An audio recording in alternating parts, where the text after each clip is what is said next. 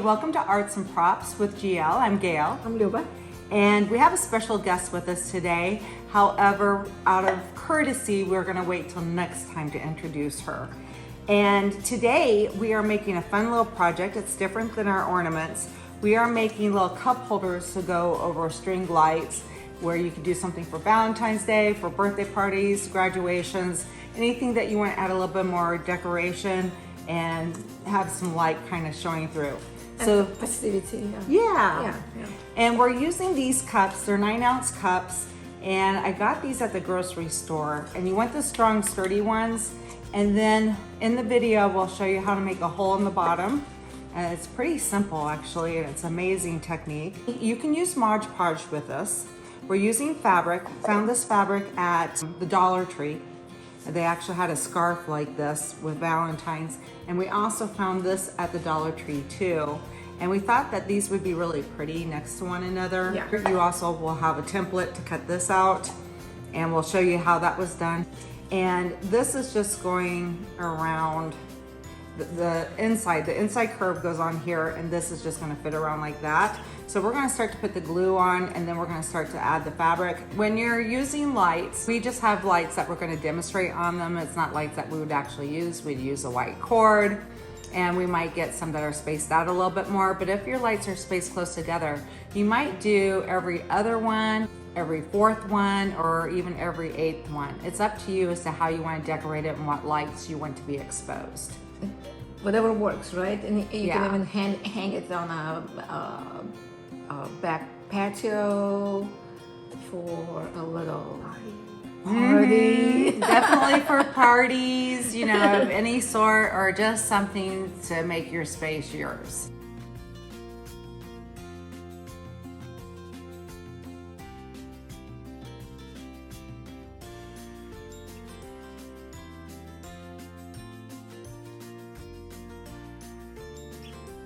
You're going to use the template, and you can find it down below, and you're going to cut it out and then place it on top of your material and then pin it down, and then you can cut out the ribbon, and you can see how we're using it here. And then with the scarf material from the Dollar Tree, you can see how we're cutting it out over here as well.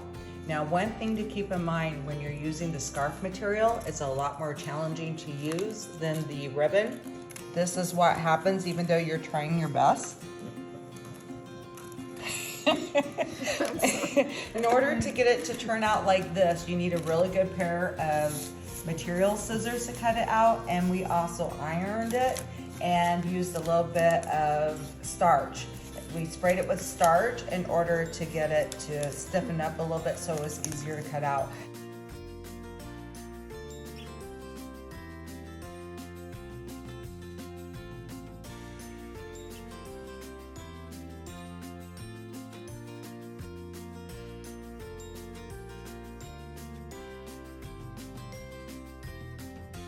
Just go to a stove. We have a gas stove. It might be a little harder with electric stove, but you can use a hot plate or something, or even a grill outside.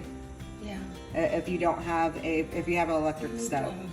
And so we have the stove on. I want to turn it down low. I don't need it blowing too much.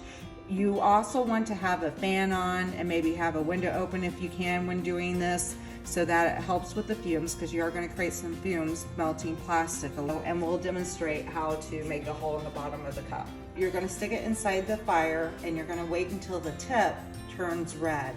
When the tip turns red and it's heated up well enough, just kind of like you're heating up a piece of iron in a fire pit or something like that, you want to make sure it turns red, and then it's ready to make a hole in the bottom of the cup. Now, when you're doing this, you might want to do 5 at a time if you're doing a lot, because the fumes are really going to pick up, and make sure that you're in a well ventilated place.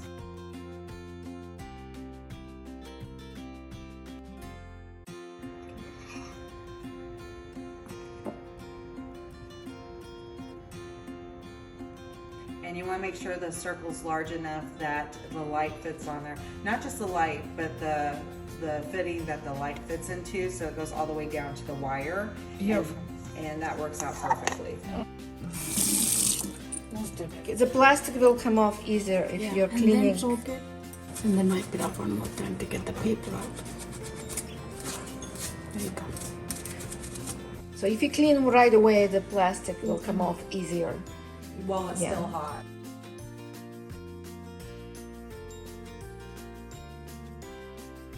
We will be using Mod Podge, and I'm using the glossy Mod Podge with a sponge brush. Here are 3 different materials you can use to start this project.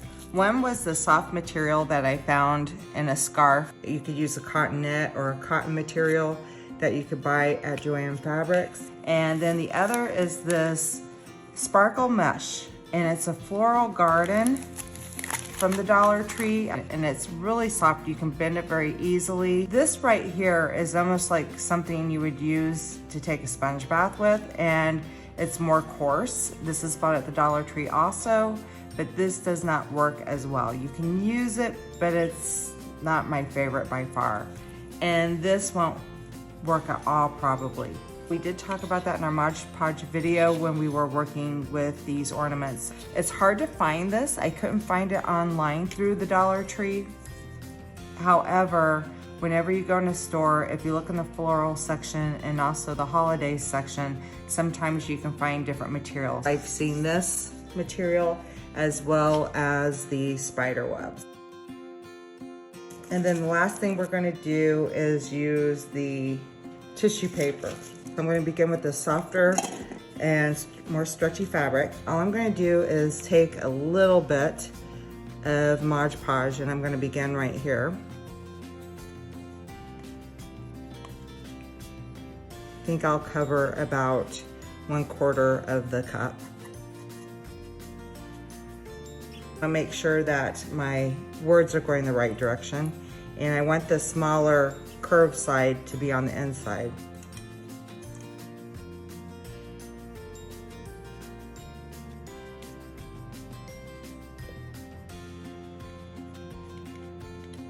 And I'm gonna be more concerned about the top here and making sure the fabric matches up here.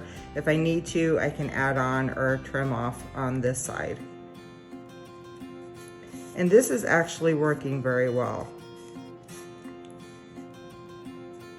So I'm just gonna continue another 1/4 part of the cup at a time. Now while I'm working on this, I've done maybe about a little less than half of the cup.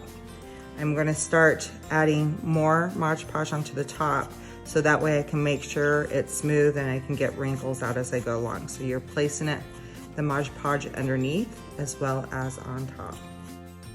And we'll begin adding more to the bottom side. So I'm going back to make sure that my material's pulled all the way down here.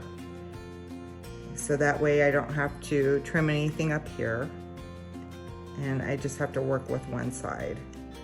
And instead of using a ribbon, I'm just going to use some of the scraps that I had left over. And I knew that this was probably going to happen because of the nature of this material.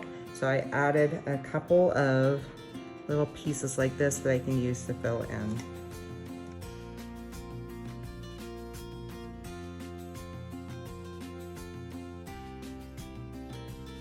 The next material that we're going to use is the paper mache, and I'm going to start fairly just a little bit at a time because I know this is going to wrinkle, and I'm just going to place it on the inside for right now.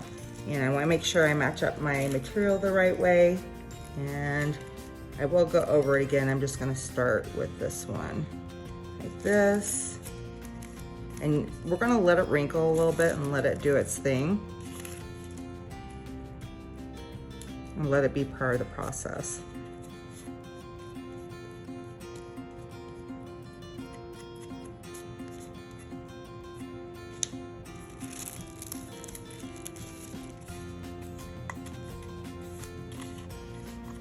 A little bit at a time seems to work the best. And it looks like my template's going off a little bit, so I will adjust that in our template, and we'll still continue with it, and I'll just add another piece to it, and we'll problem solve that way. I would recommend using 2 pieces of tissue paper to begin with anyway, just so when you add other things on top of it, it blends in better.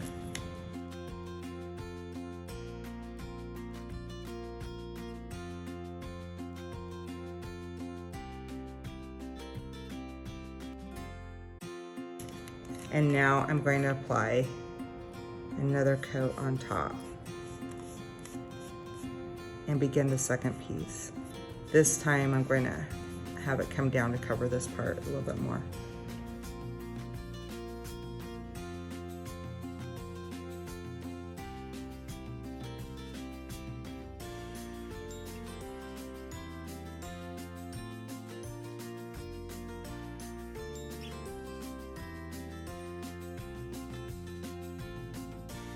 So since I have this part right here, I'm actually going to use scissors to cut off part that came up above here, and I'm going to replace it at the bottom. And we'll cut the rest off later.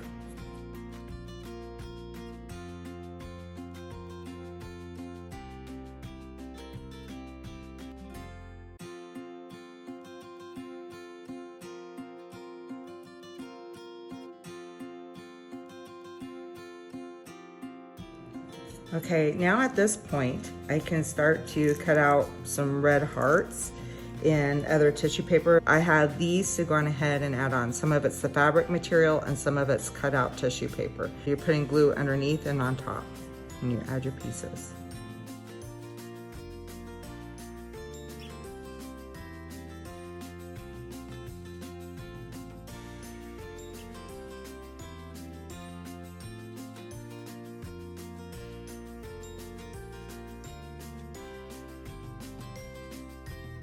And we'll let this dry and add one more coat of Mod Podge. Okay, now for the last one, my favorite material is this mesh. I'm actually gonna cover about 1/3 before I even begin. I just want a nice even coat there. I want quite a bit more on than I would use with the tissue paper. Again, we can trim it later. I just want to make sure it's completely covered. Look at how easy that is. And it allows so much light to come through. When I first saw this ribbon, I thought, gosh, that's pretty. I didn't know how to use it. And once I figured out you can use it with Mod Podge, it is one of my go-to materials.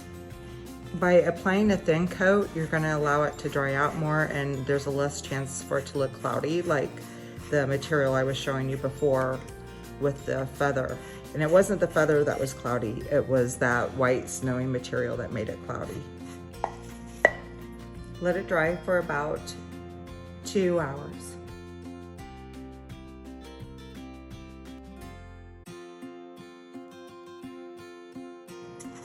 The next step is optional, but I like to put another coat of Mod Podge on, and you might even want to do an additional 2. You can also see that the material's dry now, and you can just go around and trim them up before adding the second coat of Mod Podge.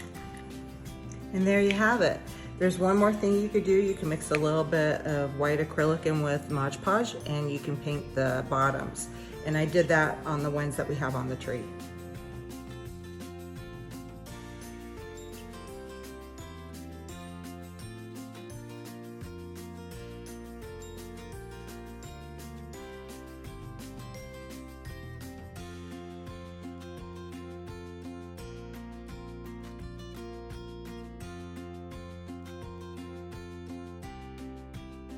Right here we have our light set up. Here's the 5th one. I just placed the cup in here like this. And this one's tight enough that I don't even need to put tape on the bottom. Otherwise, I'm just putting tape on the bottom. I'll just demonstrate this for our video purposes. So at least we have this, and you can change the lights to fit any personal need that you have. You can use the same lights over and over again. This is the way the lights look on a tree. Of course, you can hang them on the wall and use a white strand of lights instead of dark. If you use the LED lights, those are the best because they give off less heat. Then you don't have to worry about them so much, and you can plug in more lights and do a whole bunch of things with. And we got a visitor here again. Here's our Harley girl. She loves to be in the videos. And this is the way they look on a tree, but you can place them anywhere depending on what color of light strand you're using. We hope you enjoy, and we wish you a happy Valentine's Day.